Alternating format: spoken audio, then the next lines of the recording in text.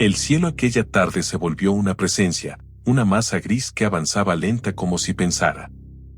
El estadio vibraba con la rutina del juego, cánticos, pasos sobre el césped, el olor húmedo de la lluvia que apenas empezaba a tocar las tribunas. El partido transcurría sin sobresaltos hasta que sin aviso, el aire se tensó. Un trueno distante retumbó y algo en la multitud se dio cuenta de que aquello ya no sería solo un encuentro más. Quédate hasta el final, lo que vas a escuchar no es solo una crónica, es un intento de comprender un instante en el que el mundo ordinario se fracturó. El relámpago cayó en línea recta, una daga de luz que partió el cielo y describió un rumbo que nadie supo explicar. Golpeó el campo con una violencia que hizo retroceder a quienes estaban más cerca. Algunos jugadores quedaron de rodillas, otros, con la mirada fija en el punto donde había estallado la descarga.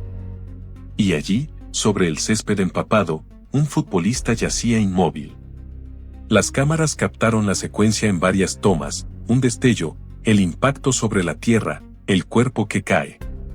La transmisión en vivo se tornó en un silencio pesado, como si la imagen hubiera tragado todas las palabras.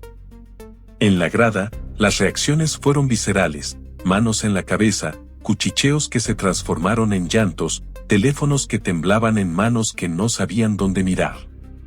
¿Qué fue lo que hizo que el Rayo eligiera ese punto? ¿Qué determina que una descarga que podría afectar a muchos, golpee a uno solo? Según relatos, algunos testigos vieron cuando el resplandor pareció rodear el cuerpo del jugador, una aurora breve e inexplicable. Otros sostienen que se escuchó un chasquido metálico, como de una maquinaria que se rompe justo antes de morir. Estas voces se mezclaron con las explicaciones técnicas que desde el primer minuto empezaron a circular. Cuando los paramédicos entraron al campo, actuaron con la rapidez que exige una emergencia, compresiones, respiración asistida, maniobras que la pantalla mostró con la crudeza de lo inmediato. Al voltear al jugador, emergió un detalle que muchos recordarían durante años, sobre su piel, marcas que parecían dibujadas por ramas.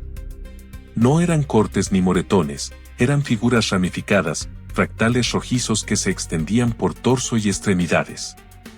Los médicos las llamaron figuras de Lichtenberg, trazos que deja la corriente cuando viaja por la superficie del cuerpo, un mapa eléctrico que no se borra con facilidad. Para algunos fue la firma de lo que había pasado, para otros, la pista de que la naturaleza había hecho un gesto visible. Sea cual sea la interpretación, la imagen quedó grabada en la memoria colectiva del estadio y de los que vieron las fotos después en los medios. Contra todo pronóstico, el jugador respiró. Abrió los ojos después de lo que a muchos les pareció una eternidad. Su mirada, sin embargo, no era la de antes, parecía contener algo que no cabía en los canales habituales de la narración deportiva. Vi una luz que no entendí, diría después, con palabras medidas. Hubo un sonido como de campanas y también un zumbido que quedaba dentro del pecho. Los científicos explicaron que la supervivencia frente a una descarga depende de variables minúsculas, el ángulo de entrada, la humedad de la piel, el tipo de calzado. Incluso la dirección del viento que puede alterar la trayectoria de una corriente. Unos milímetros de diferencia pueden separar la vida de la muerte. Se trata de probabilidades, comentó un especialista en emergencias eléctricas en entrevistas publicadas tras el episodio. Y la opinión médica fue el primer intento de poner orden en un suceso que en la experiencia de muchos, había parecido irracional. Pero luego vinieron las otras voces, las historias que la ciencia no alcanza a calmar. Algunos compañeros contaron que, mientras lo reanimaban, el jugador murmuró nombres de lugares que nadie reconocía. Otros sostuvieron que su respiración tenía un ritmo extraño, como si respondiera a una energía que aún latía en su interior. En los días siguientes, los relatos se multiplicaron y se mezclaron con recuerdos fragmentarios de quienes habían visto la escena en vivo. A partir de allí, la historia se bifurcó entre lo registrado y lo sentido. En lo registrado quedaban las imágenes, los diagnósticos, las notas de prensa. En lo sentido quedaron preguntas que no admiten informes, ¿qué se experimenta en el umbral entre la vida y la muerte cuando la causa es una descarga eléctrica? ¿Qué queda en la memoria de quien la recibe? Según algunos testimonios, se trata de un estado en el que el tiempo se ralentiza, donde los instantes se alargan hasta parecer otros. El jugador, durante su recuperación, describió episodios que la medicina llamó secuelas neurológicas, problemas de concentración, dolores difusos, una hipersensibilidad a la luz que le impedía ver el campo sin parpadear. Pero también habló de cosas menos fáciles de medir, sueños poblados de destellos, sueños que volvían a los lugares de la infancia pero bañados en una luz blanca que no existía en recuerdo alguno. A veces siento que el estadio se convierte en otra cosa, que el césped me habla, dijo en una entrevista que después circuló en redes. Palabras que algunos interpretaron como sobreviviente con trauma, otras como señal de que había tocado algo que la experiencia ordinaria no explica. No fue un caso aislado en la historia de los deportes. A lo largo de los años, hay registros de partidos interrumpidos, de jugadores alcanzados por rayos y de tragedias que, según informes, se cobraron vidas. Se habla de acontecimientos en África, Asia y América donde las tormentas implacables sorprendieron a la multitud.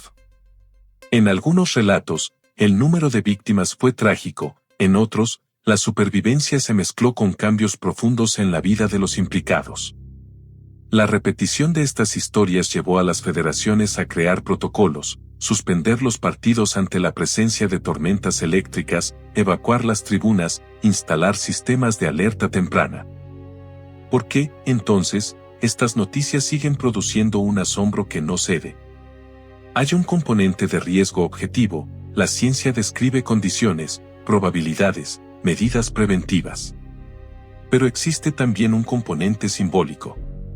Los estadios son templos modernos, sitios donde la multitud comparte energía, donde las expectativas se concentran en un punto. Cuando el cielo irrumpe en ese templo, el choque es doble, físico y simbólico. Un elemento que, según antropólogos de la cultura popular, despierta mitos que se replican con fuerza entre fans y comunidades. La recuperación clínica del jugador fue seguida paso a paso por medios y especialistas. Hubo sesiones de terapia, ejercicios de rehabilitación, visitas médicas periódicas. Con el tiempo, recuperó funciones que parecían dañadas, volvió a caminar con seguridad, y sin embargo, la persona que regresó al entrenamiento no era la misma. Sus movimientos eran más medidos, su mirada más distante. La prensa deportiva escribió sobre su coraje, los comentaristas resaltaron su voluntad de volver. Para algunos, su supervivencia era un signo de fortaleza, para otros, un relato que invitaba a preguntarse si la experiencia había dejado una marca que iba más allá del cuerpo. Algunos colegas contaron que el jugador hablaba, a veces, de sensaciones de déjà vu, entrar en un túnel que ya había recorrido, encontrar un gesto que creía nuevo y descubrir que lo había sentido antes. Otros aseguraron que había desarrollado un temor persistente a las tormentas, una reacción comprensible y humana, aunque la psicología describe también estos signos como respuestas adaptativas a un trauma.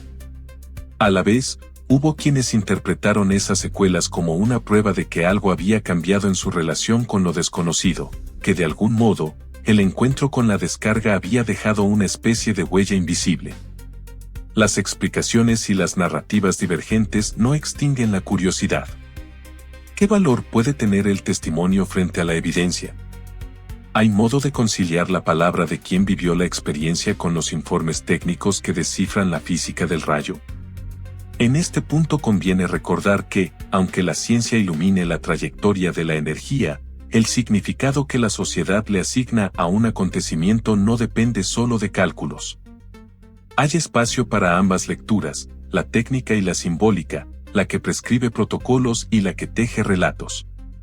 Meses después del incidente, la historia trascendió el campo. El jugador dio entrevistas, aceptó participar en encuentros con víctimas de electrocución y colaboró en campañas de prevención. Su voz, a veces temblorosa, funcionó como advertencia y testimonio. Otros, en cambio, construyeron versiones más especulativas, que había sido elegido por una fuerza mayor, que la descarga lo había transformado o que incluso había abierto en él una sensibilidad distinta hacia la realidad. Si algo deja claro este episodio es que nuestras categorías son limitadas. La física describe voltajes y trayectorias, la medicina las secuelas y los tratamientos. Pero no siempre hay un vocabulario para nombrar lo que una persona siente cuando mira de frente al abismo y vuelve. Entre lo que se puede medir y lo que se registra en la memoria, se abre un territorio donde circulan mitos, explicaciones y sobre todo, preguntas. ¿Qué nos queda entonces? Queda la imagen del estadio parado, congelado en el instante del rayo. Queda la figura del jugador que cayó y se levantó. Queda el murmullo persistente de quienes buscan una respuesta. Para algunos, la historia será un recordatorio de prudencia, nunca jugar con tormentas, respetar los protocolos. Para otros, será una narrativa sobre lo frágil que es el cuerpo humano frente a los elementos, y sobre la posibilidad de que existan encuentros que modifiquen la perspectiva de quien los vive. Hoy, cuando las nubes se juntan en el horizonte y un trueno corta la calma, la memoria de aquel día regresa. No como una lección única, sino como un gesto complejo que mezcla ciencia, fe y relato. Y si hay algo que este suceso enseña, es que el límite entre lo explicable y lo misterioso sigue siendo un terreno fértil para la imaginación humana. ¿Qué opinas tú?